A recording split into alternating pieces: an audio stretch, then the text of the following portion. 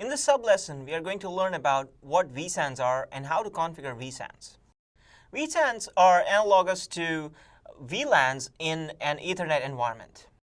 They provide a method to allocate ports with physical fabric and create virtual fabrics. Same as VLANs, they create a broadcast domain. VSANs create a virtual fabric out of the physical fabric. Using VSANs, a lot of wasted ports in a SAN environment are reduced. Fabric events are isolated on a per VSAN basis, which gives the user further isolation and high availability. It is also important that when we are collecting statistics, we can collect statistics on a per VSAN basis.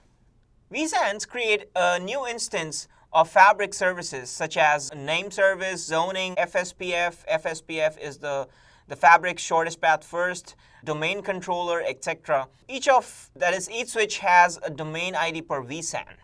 You can also create separate policies and control traffic for each VSAN to ensure fault isolation. When traffic is passed across the MDS switches or across the fabric, the fiber channel frames are tagged with the VSAN identifier so that when passing through the Cisco switches, the hardware can actually understand the kind of traffic or the tagged traffic that is coming through and can isolate based on the virtual fabrics. For the VSANs for trunking, we use the special kind of port or a different kind of port called the TE port, as we talked about it in the earlier sub-lesson.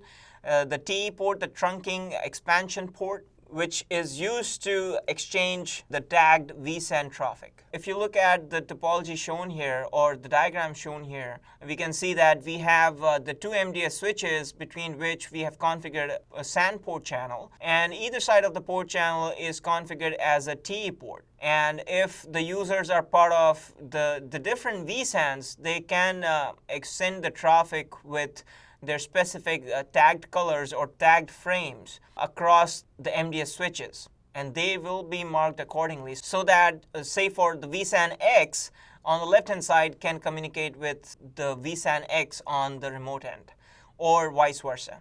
Let's now take a look at the MDS switches and see how to configure the VSAN database and define VSANs on the MDS switches.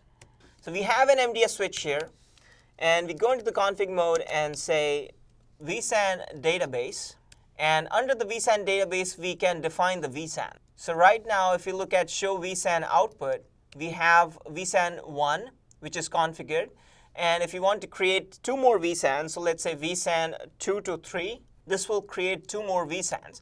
So show VSAN, and we shall now see two other VSANs.